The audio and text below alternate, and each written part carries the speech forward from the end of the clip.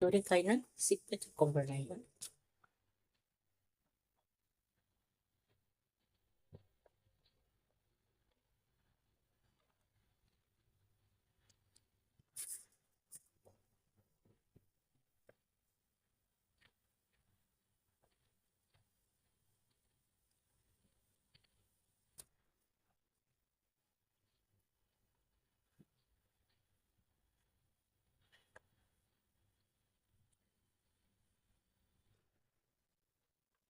ಪೂರ್ತಿಯಾಗಿ ತಕ್ಕೊಂಬ.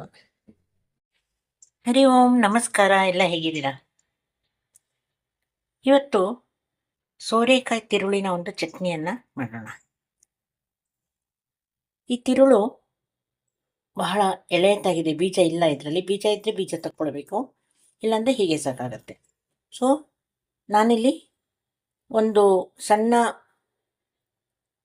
ಸೋರೆಕಾಯಿಯ ತಿರುಳನ್ನ ತಗೊಂಡಿದ್ದೀನಿ. ಒಂದು 4 ಹಸಿಮೆಣಸು, ಒಂದು 2-3 ಸ್ಪೂನ್ನಷ್ಟು ತೆಂಗಿನ ತುರಿ, ಒಂದು ಚೂರು ಹುಣಸೆಹಣ್ಣು, ರುಚಿಗೆ ತಕ್ಕಷ್ಟು ಉಪ್ಪು, 1-2 ಚಮಚದಷ್ಟು ಕಡಲೆಬೇಳೆಯನ್ನು ತಗೊಂಡಿದ್ದೀನಿ. ಹಾಗೆ ಒಂದು ಚೂರು ಇಂಗು, ಚೂರು ಎಣ್ಣೆಯನ್ನು ಹಾಕ್ಕೊಂಡ್ಬಿಟ್ಟು ನಾವು ಹುರ್ಕೊಳ್ಳೋಣ.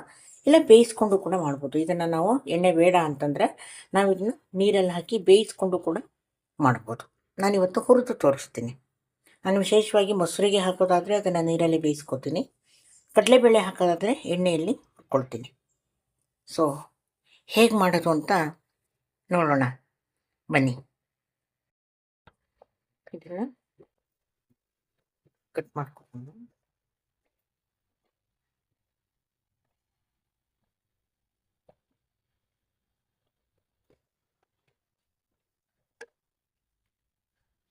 ಈ ತಿಳಿಲಿ ಏನಿದೆ ಇದನ್ನು ತಕ್ಕೊಂಬೋಣ.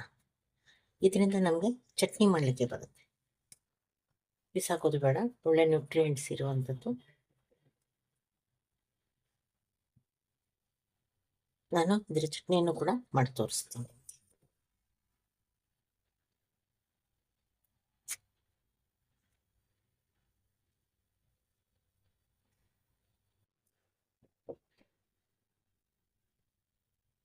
ನಾನು ಇನ್ನೂ ಅರ್ಥದ ಇದನ್ನು ತಿಳಿಲನ್ನು ಕಟ್ ಮಾಡಿ ಇಟ್ಕೊಂಡಿದ್ದೀನಿ, ಅದನ್ನು ಕೂಡ ಬಳಸ್ಕೊತೀನಿ. ಆದರೆ ಇವತ್ತಲ್ಲ, ಈಗ ಇದರ ತೋರಿಸಲ್ಲ, ಇದನ್ನು ಆ ನಂತರದಲ್ಲಿ ಮಾಡ್ತೀನಿ.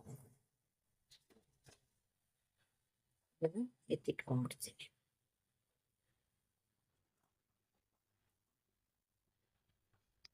ಈಗ ನಾವು ಓಂ, ನಮಸ್ಕಾರ. ನಾನು ನಿಮ್ಮ ಸಂಧ್ಯಾ ಭಟ್. ಹೇಗಿದ್ದೀರಾ ಎಲ್ಲ? ಇವತ್ತು ಸೋರೆಕಾಯಿಯ ತಿರುಳನ್ನು ತಗೊಂಡಿದ್ದೀನಿ ನಾನು. ತಿರುಳು ಅಥವಾ ತಿಳಿಲು ಅಂತ ಹೇಳ್ತಾರೆ. ಈ ತಿರುಳನ್ನು ತೊಗೊಂಡ್ಬಿಟ್ಟು ಇದರಿಂದ ಒಂದು ಚಟ್ನಿಯನ್ನು ಮಾಡೋಣ. ಇದರಲ್ಲೂ ಕೂಡ ಹಲವಾರು ಬಗೆಯ ಚಟ್ನಿಗಳನ್ನು ಮಾಡ್ತೀವಿ. ನಾನಿವತ್ತು ತೋರಿಸ್ತಾ ಇರುವಂಥದ್ದು ಮೊಸರು ಹಾಕದೇ ಮಾಡುವಂತಹ ಒಂದು ಇದನ್ನು ತೋರಿಸ್ತಾ ಇದ್ದೀನಿ. ಇಲ್ಲಿ ಇದಕ್ಕೋಸ್ಕರ ನಾನು ಒಂದು ಸಣ್ಣ ಸೋರೆಕಾಯಿನ ತಿರುಳನ್ನು ತಗೊಂಡು ಇಟ್ಕೊಂಡಿದ್ದೀನಿ. ಇದರ ಒಂದು 4 ಹಸಿಮೆಣಸು. ಇದು ಸ್ವಲ್ಪ ಸಪ್ಪೆ ಇರುತ್ತೆ, ಹಾಗಾಗಿ ನಾನು ಹಸಿಮೆಣಸನ್ನು ಜಾಸ್ತಿ ತೊಗೊಂಡಿದ್ದೀನಿ. ಡಯಟ್ ಅಂತ ಮಾಡೋರಾದರೆ ಈ ಹಸಿಮೆಣಸನ್ನು ಕಡಿಮೆ ಮಾಡ್ಕೊಳ್ಳಿ. ಇಲ್ಲಿ ಒಂದು ಸ್ವಲ್ಪ ಕಾಯಿ ತುರಿ, ಒಂಚೂರು ಹುಣಸೆಹಣ್ಣು, ರುಚಿಗೆ ತಕ್ಕಷ್ಟು ಉಪ್ಪು, 1-2 ಚಮಚದಷ್ಟು ಕಡಲೆಬೇಳೆಯನ್ನು ತೊಗೊಂಡಿದ್ದೀನಿ, ಒಂದು ಚೂರು ಇಂಗು, ಒಂದು ಸ್ವಲ್ಪ ಎಣ್ಣೆಯನ್ನು ಹಾಕಿ ಹುರ್ಕೊಳ್ಳೋಣ. ಇಲ್ಲಿ ಮೊದಲಿಗೆ ಕಡಲೆಬೇಳೆಯನ್ನು ಹುರ್ಕೊಂಬಿಡೋಣ. ನಾನು ಡ್ರೈ ಫ್ರೈ ಮಾಡ್ಕೋತೀನಿ. 2 ಚಮಚ ಸಾಕು.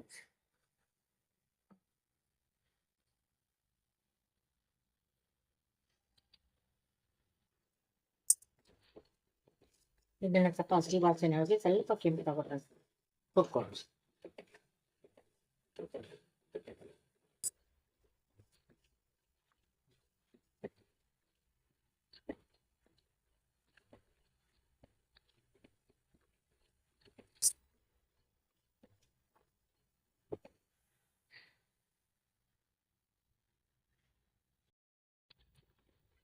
ಈಗ ಈಗಾಗಲೇ ಸ್ವಲ್ಪ ಕೆಂಪು ಆಗ್ತಾ ಬಂದಿದೆ.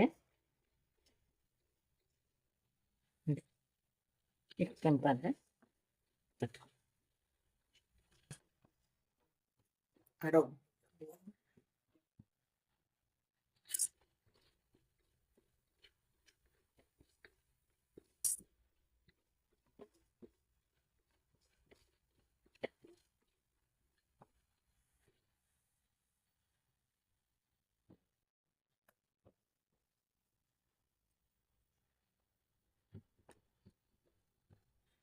ಇದನ್ನು ನಾನು ಮಿಕ್ಸಿ ಬೌಲ್ ಹಾಕ್ಕೊಂಡ್ಬಿಡ್ತೀನಿ.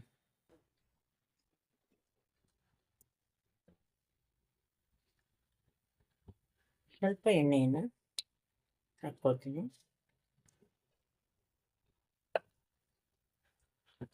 ಇದರಲ್ಲಿ ಈ ಸೋರೆಕಾಯಿ ತುಂಡುಗಳನ್ನು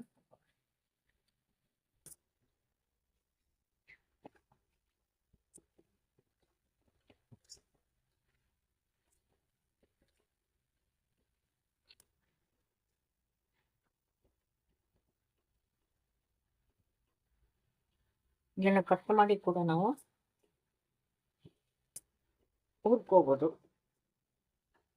ಕೈಯಲ್ಲಿ ಸ್ಪೂನಲ್ಲಿ ಹಿಂಗೆ ಅಂದ್ರೂ ಕೂಡ ಇದು ಈಸಿಯಾಗಿ ಕಟ್ ಆಗುತ್ತೆ. ಅಷ್ಟೇ ಎಳೆದಿದೆ.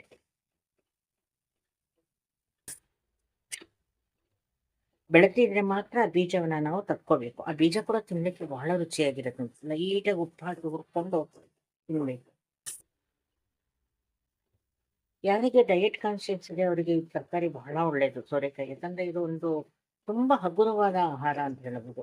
ಬಹಳ ಈಸಿಯಾಗಿ ಜೀರ್ಣ ಆಗುತ್ತೆ, ಭಾರ ಅನ್ಸಲ್ಲ ಶರೀರದಲ್ಲಿ. ಒಂಥರ ತೇವಾಂಶ ಜಾಸ್ತಿ ಇದೆ ಇದರಲ್ಲಿ.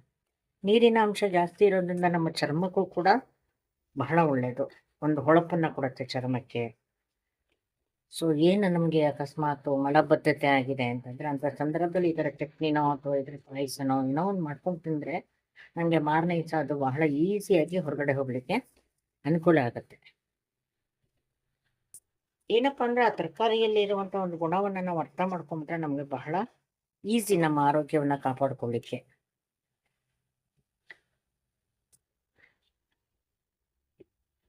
ಇದನ್ನ ಹಾಗೆ ಕೂಡ ತಿನ್ಲಿಕ್ಕೆ ಬಹಳ ಚೆನ್ನಾಗಿರುತ್ತೆ. ಇದನ್ನ ಖಾರ ಕಡಿಮೆ ಹಾಕಿ ಒಂಚೂರು ಉಪ್ಪು ಕಡಿಮೆ ಹಾಕಿ ಬೇಯಿಸ್ಕೊಂಡು ಚೂರು ರುಬ್ಕೊಂಡು ಮೊಸರು ಹಾಕ್ಕೊಂಡು ಅದನ್ನ ಹಾಗೆ ತಿನ್ಲಿಕ್ಕೂ ಸ್ಪೂನಲ್ಲಿ ಹಾಕೊಂಡು ತಿನ್ಬೋದು.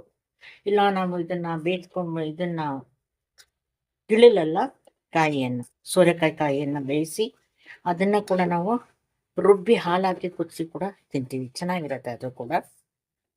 ಸೊ ನಮಗೆ ರುಚಿ ಗೊತ್ತಾದ್ರೆ ಅದಕ್ಕೆ ಒಂದಕ್ಕೊಂದು ಯಾವುದು ಪದಾರ್ಥ ಹೊಂದತ್ತೆ ಅಂತ ಗೊತ್ತಾದ್ರೆ ಬಹಳ ಸುಲಭ. ಅಡುಗೆ ಮಾಡೋದು ಸುಲಭ, ಬೇರೆ ಬೇರೆ ರುಚಿ ಸವಿಲಿಕ್ಕೂ ಕೂಡ ಒಂದು ಒಳ್ಳೆ ಅವಕಾಶ ನಮಗೆ.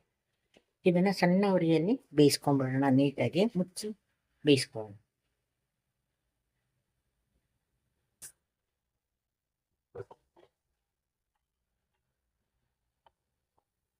ಈಗ ಹಾಗೆ ಬಿಟ್ಬಿಡ್ತೀನಿ.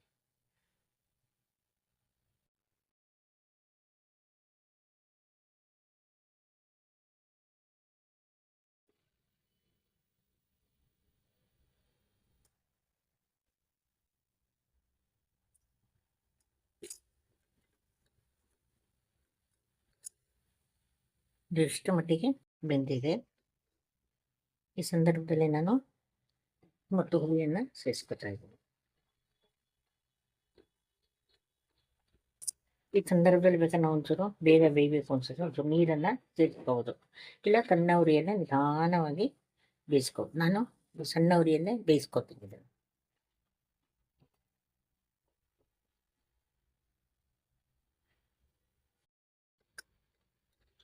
ಇಷ್ಟು ಬಂದಿದೆ, ಇದು ಸಾಕು.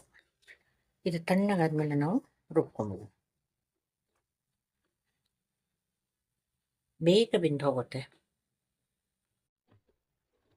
ನೋಡಿ. ನಾನು ಹಚ್ಕೊಳ್ಳಿಲ್ಲ ಸೌಟಲ್ಲಿ, ಹೀಗೀಗ ಮಾಡಿದ್ರಿಂದ ಅಲ್ಲೇ ಪೀಸ್ ಆಯ್ತದೆ.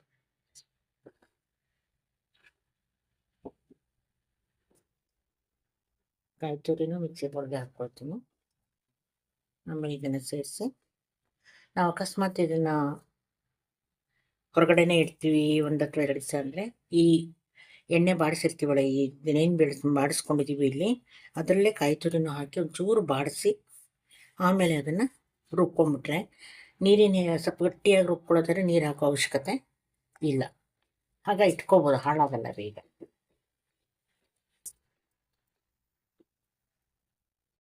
ಮಿಕ್ಸಿ ಬೌಲ್ಗೆ ನಾವು ಹುರ್ಕೊಂಡಿರುವಂತಹ ಸೋರೆಕಾಯಿ ತಿಳಿಲನ್ನು ಸೇರಿಸ್ಕೊತಾ ಇದ್ದೀನಿ. ತಿಳಿಲ್ ನೋಡ್ಲಿಕ್ಕೆ ಜಾಸ್ತಿ ಕಾಣುತ್ತೆ, ಆದರೆ ಅದು ಹುರಿದ ಮೇಲೆ ಕಡಿಮೆ ಆಗುತ್ತೆ. ಹಾಗಾಗಿ ಉಪ್ಪಿನ ಪ್ರಮಾಣ ಕೂಡ ನಾವು ಕಡಿಮೆ ಹಾಕ್ಕೊಂಡಿರ್ಬೇಕು.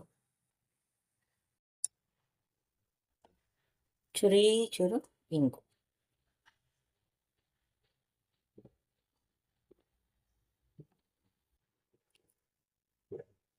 ಚೂರು ನೀರು ಹಾಗೆ ಬೇಕಾದ್ರೆ ಒಂದ್ಸರಿ ಹಾಕ್ಕೊಂಡು ರುಬ್ಬಿ ನೋಡ್ಬಿಡೋಣ. ನಾನು ನೀರು ಹಾಕ್ಕೊಳ್ಳೋದು ರುಬ್ಬಿದ್ದೀನಿ. ಈ ಥರ ಆಗಿದೆ. ನಮಗೆ ಬೇಕು ಅಂದರೆ ನೀರನ್ನು ಸೇರಿಸ್ಕೋಬೋದು, ಇಲ್ಲಾಂದರೆ ಹೀಗೆ ಮಾಡ್ಕೋಬೋದು, ಚೆನ್ನಾಗಿರುತ್ತೆ. ಇನ್ನು ಒಗ್ಗರಣೆ ಆಪ್ಷನಲ್ಲು. ಸಾಧಾರಣವಾಗಿ ಕಾಯಿಯಲ್ಲೇ ಸಾಕಷ್ಟು ಒಳ್ಳೆಯ ಒಂದು ಕೊಬ್ಬಿನ ಅಂಶ ಇರುತ್ತೆ ಅನ್ನೋ ಕಾರಣಕ್ಕೆ ಮೇಲೆ ಎಣ್ಣೆಯನ್ನು ಹಾಕ್ಕೊಂಡು ಕಲಸಿ ನಾವು ತಿನ್ನೋದ್ರಿಂದ ಒಗ್ಗರಣೆ ಕೊಡೋದು ಕಡಿಮೆ. ಸೊ ಬೇಕು ಅಂದಲ್ಲಿ ಕೊಡ್ಬೋದು. ಸೊ ಇದು ರೊಟ್ಟಿ, ಚಪಾತಿ, ಪುಲ್ಕ ಎಲ್ಲದಕ್ಕೂ ಚೆನ್ನಾಗಿರುತ್ತೆ.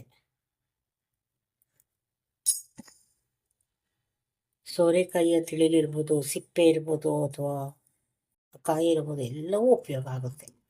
ತಂದುಬಿಟ್ರೆ ನಾವು ಒಂದು 2-3 ಥರದ ಪದಾರ್ಥಗಳನ್ನು ಅದರಲ್ಲಿ ಮಾಡ್ಕೋಬೋದು. ಸೊ ನಮ್ಮ ಚಟ್ನಿ ತಯಾರು. ಎಸ್,